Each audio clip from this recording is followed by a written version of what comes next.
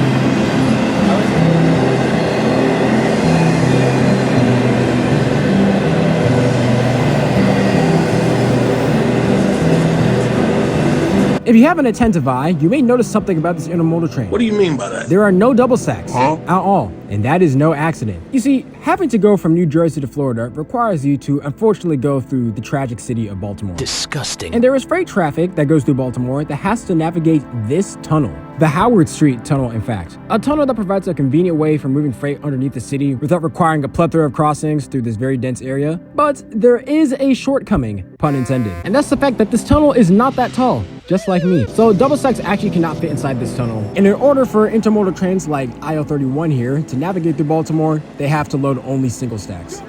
Now, there is a project underway currently to upgrade the tunnel to be tall enough to handle double stack, because as you can imagine, having to restrict your train to only single stacks definitely limits how much commerce you can move on a given train, but that project definitely has a lot of time until its completion. So until then, trains like this one here, that have to navigate nearly the whole East Coast, unfortunately must have single stacks just because of the singular location.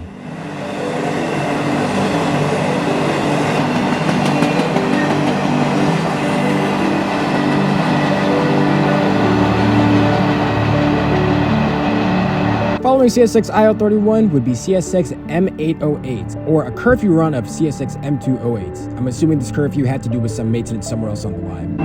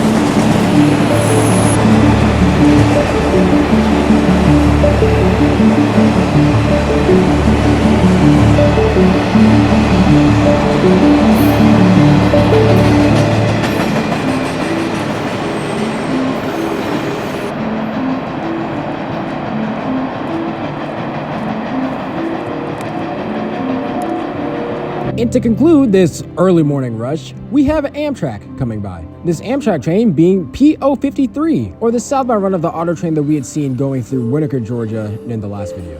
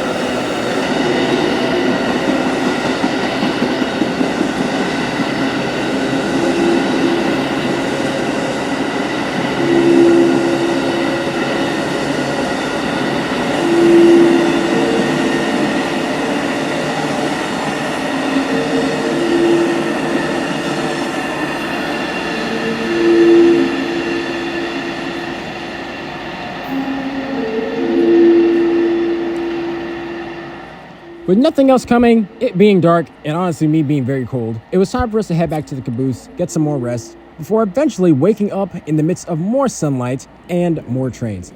The first one being yet another Amtrak train, Amtrak 97, racing south from New York City to Miami.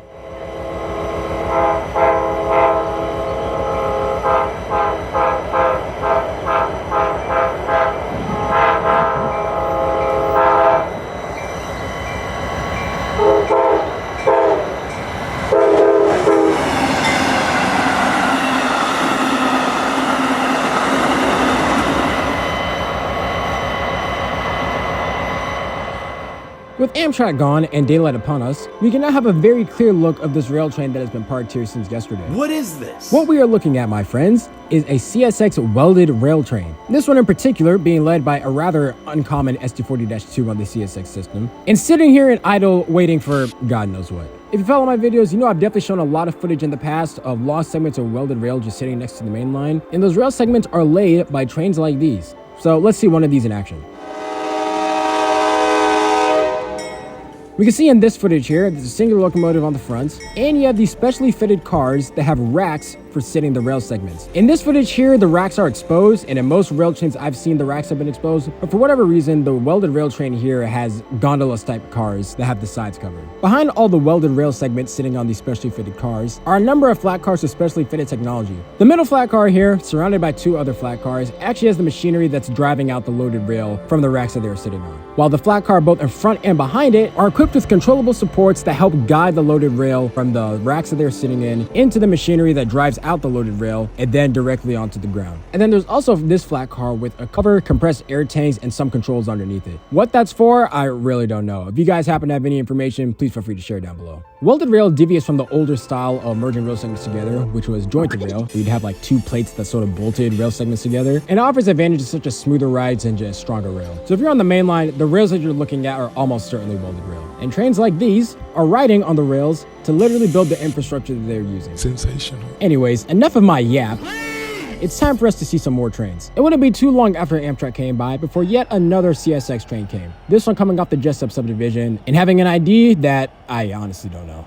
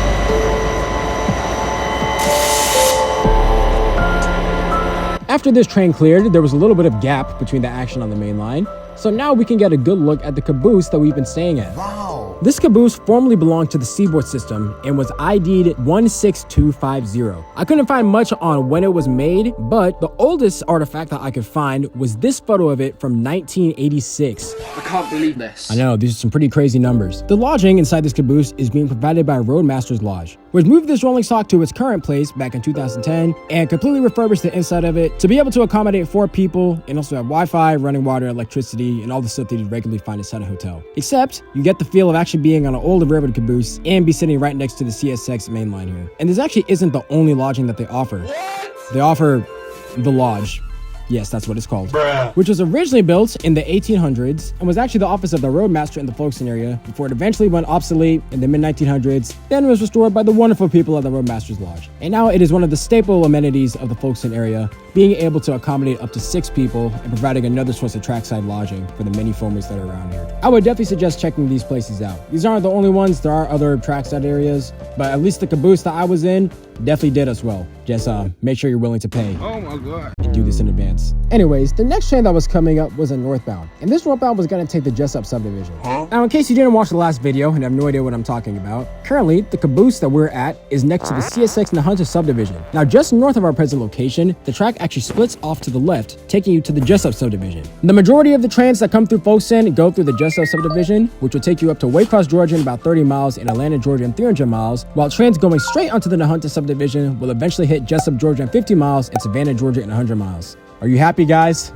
I changed the number. Thank you. I frankly don't know how I let that slip. It literally took us 4 hours to drive down here and I still said it was 100 miles. Onto the Jessup subdivision. And trains going up the Jessup subdivision will eventually hit Waycross, Georgia in about 30 miles and Atlanta in 100 miles.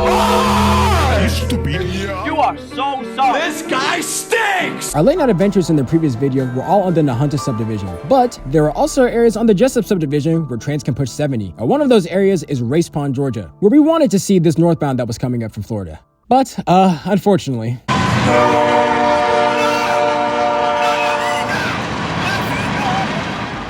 Yeah, that didn't work out.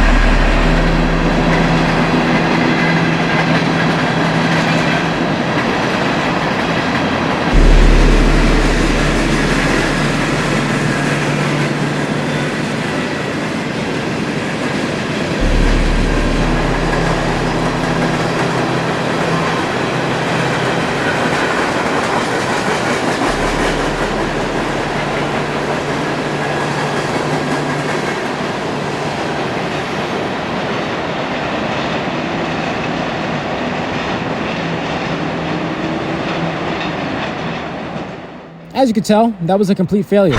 And speaking of complete failures, this area sold. What are you talking about? You know why? Nope. Because there were no more trains coming for the next 2 to 3 hours. Oh my god. Disappointed. Are you kidding me, bro? Like, is this a joke? You think this is funny? The Folkston Funnel, this place that is hyped up as like the pinnacle of CSX foaming in Georgia, and I have to wait almost 3 hours to see a train? Sorry. Really?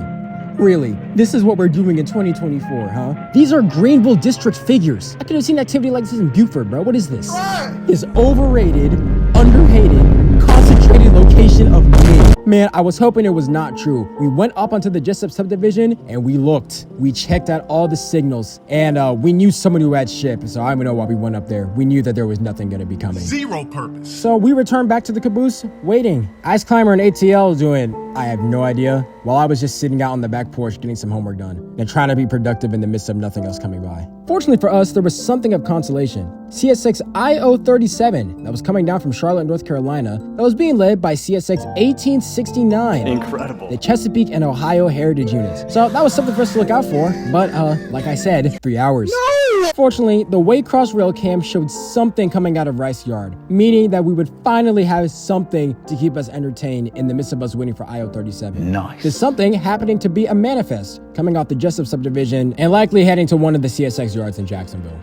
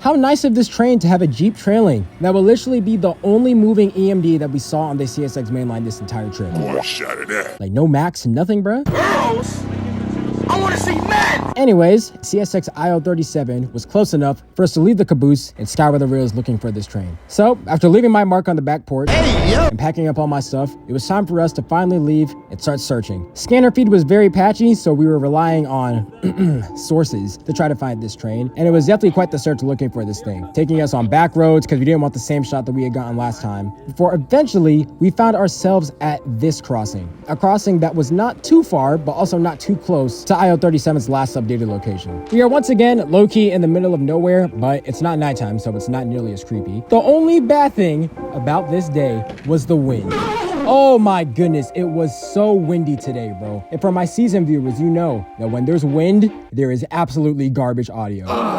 So that's what we'll be having to deal with. Ignoring my sound issues, it's time for us to focus back onto the main line, because the final train of this Folkston trip and yet another highlight of this journey down south will be arriving. CSX IO37 with 1869 cresting the hill, racing south towards Florida.